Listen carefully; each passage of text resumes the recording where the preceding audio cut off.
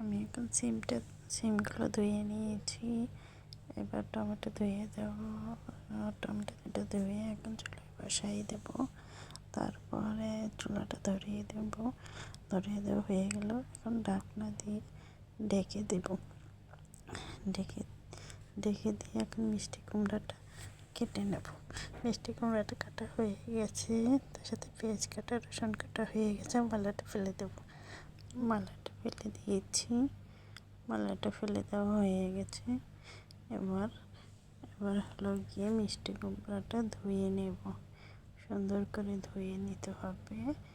একটা ধোয়া হয়ে গেলে একটা চালনি দিয়ে ছেঁকে নেব পানিগুলো খুব সুন্দর করে, যাতে একটু পানি না থাকে।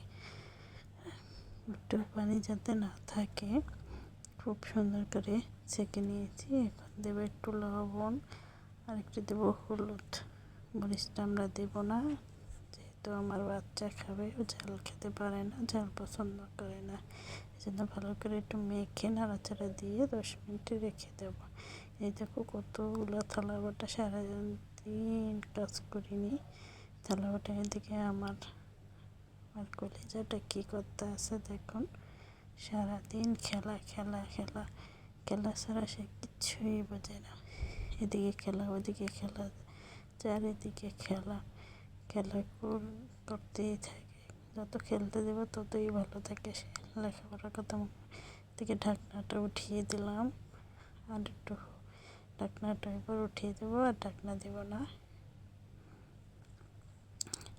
তারপরে হলো গিয়ে থালা বাটি ধুয়ে নিলাম। থালা বাটি ধুয়ে এবার ঘরে নিয়ে রেখে দিলাম। রেখে দেওয়ার পরে দেখুন ঘরের কী অবস্থা করছে।